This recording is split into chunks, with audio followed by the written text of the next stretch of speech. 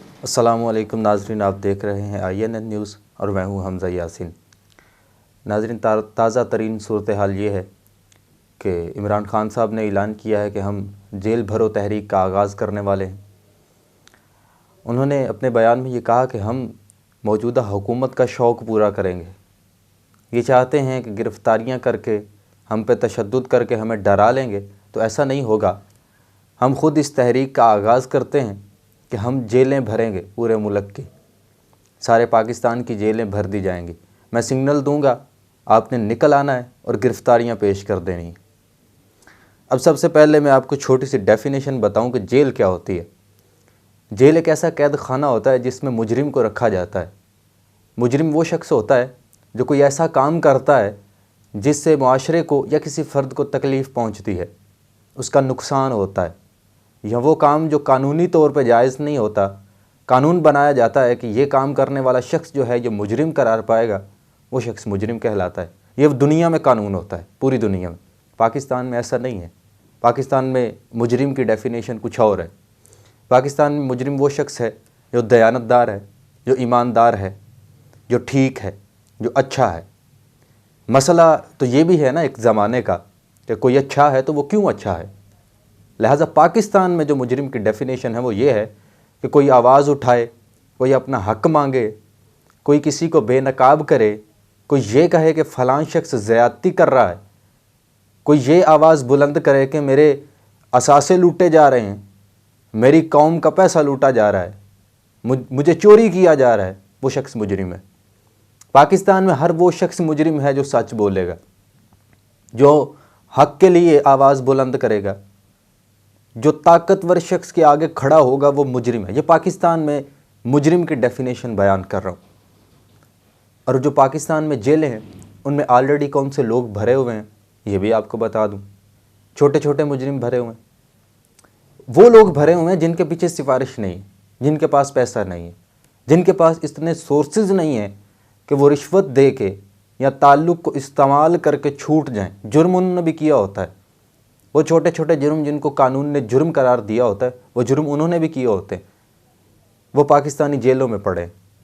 آپ کبھی جائیں، تھانے میں چلے جائیں، جیل میں چلے جائیں، آپ کو وہاں پہ 70 سے 75% لوگ ایسے ملیں گے جن کا تعلق متوسط طبقے سے ہوگا، غریب طبقے سے، وہ جیل میں پڑیں۔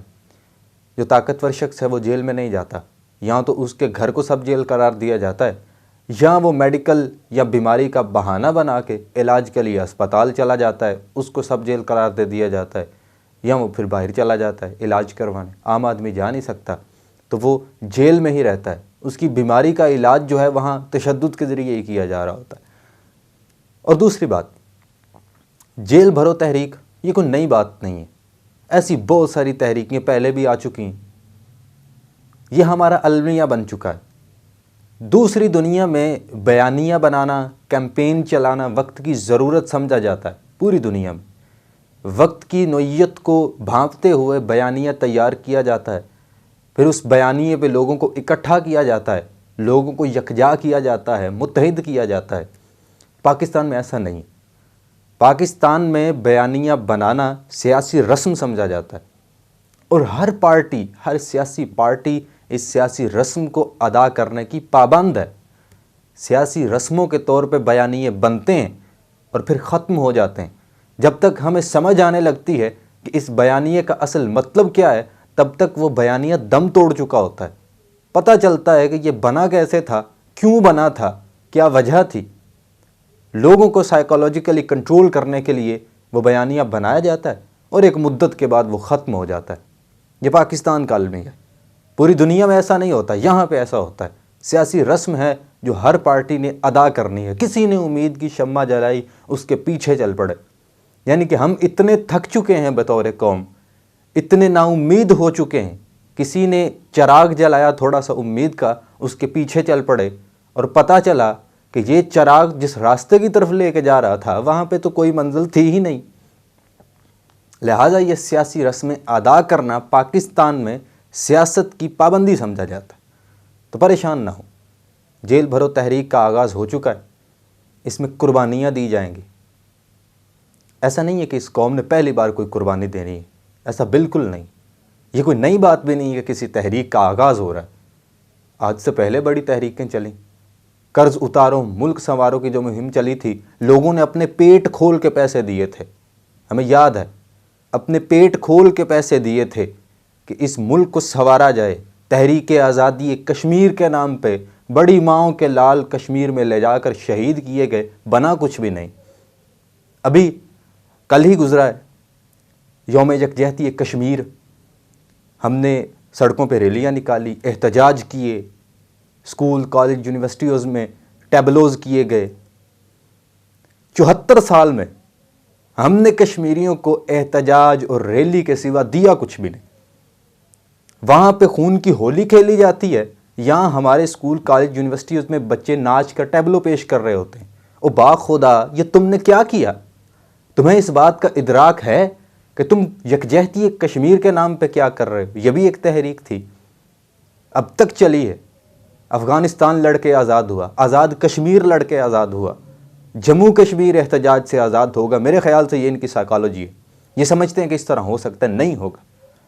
جیل بھرو تحریک بھی ایک پیش خیمہ ہے، اب دیکھتے ہیں۔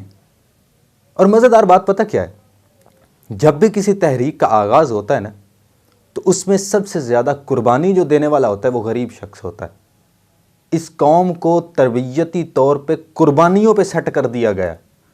اسٹیبلشمنٹ لوٹ مار کرے، اشرفیہ لوٹ مار کرے تو قربانی دے گا عام آدمی، عدالتوں میں قربانی دے گا عام آدمی، اپنے ضمیر کی قربانی دیتا ہے وہ وہاں پہ۔ کسی غریب آدمی کی بیٹی کے ساتھ اگر کوئی زیادتی ہو جاتی ہے خدا نہ خواستہ، تو اسے یہ کہہ کے ڈرا دیا جاتا ہے کہ اپنی دوسری بیٹی کے بارے میں فکر کرو، وہ طاقتور شخص ہے، وہ اس کے ساتھ ظلم کرے گا تو کہاں جاؤ گے؟ وہاں پہ وہ اپنے ضمیر کی قربانی دے رہا ہوتا ہے، اور یہ قربانی سب سے بڑی قربانی ہوتی ہے۔ ہمارے سیاستدانوں کی جو غیرتیں ہیں وہ زنگ آلود ہو چکی ہیں۔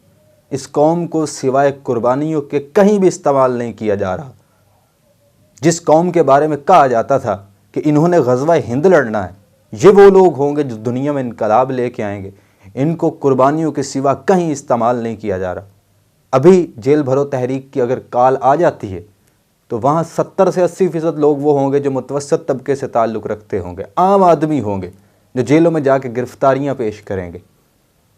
ہماری قوم قربانی دے گی، ہم نے پہلے بھی بڑی قربانیاں دی ہیں، یہ تا حیات قربانیاں دیتی رہیں گی۔ حب الوطنی کے نام پہ قربانیاں، ہر شخص اس شخص کی بیعت کر لیتا ہے جو اسے یہ کہتا ہے کہ میں تمہیں آزادی دلاؤں گا، میں تمہارے حالات بہتر کروں گا، اسے خواب دکھاتا ہے، پاکستانی لوگ اس پہ یقین کرتے ہیں۔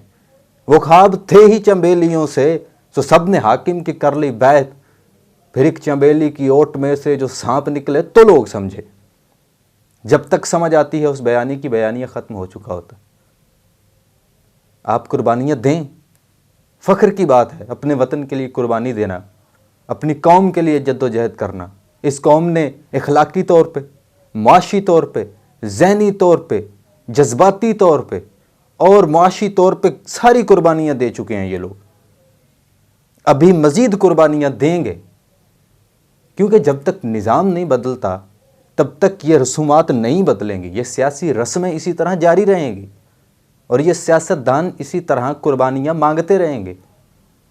ہمارے سیاستدان لوٹ مار کریں گے، قربانی دے گا عام آدمی۔ ہمارے ذہنوں میں یہ بھر دیا گیا ہے کہ آپ پیدا ہی صرف اس لیے کیے گئے ہیں کہ آپ نے پاکستان کے لیے خود کو قربان کرنا ہے۔ ہم نے 74 سالوں سے اس بیانیے کے سوا سنا کچھ بھی نہیں۔ خاص طور پہ پاکستان میں 22 میں سے 16 کروڑ لوگ ایسے ہیں جو قربانی دیتے ہیں، جو غریب ہیں، اور باقی 6 کروڑ لوگ ایسے ہیں جن کے لیے قربانی دی جاتی ہے۔ ان میں سے بھی 15 سے 20 لاکھ ایسے گھرانے ہیں، ایسے خاندان ہیں جن کے لیے سبھی قربانی دیتے ہیں اور وہ پل رہا ہے۔ 16 کروڑ لوگ قربانی دے کر پاکستان کے 15 سے 20 لاکھ لوگوں کو پالتے ہیں۔ یہ ہمارا المیہ ہے۔ نہ جانے یہ سفر کب تک جاری رہے گا، اور میرا خیال ہے کہ اگر اسی طرح کے حالات چلتے رہے تو ہماری تو داستان تک بھی نہ ہوگی داستانوں۔ اپنا خیال رکھیے، اللہ نے کے بعد۔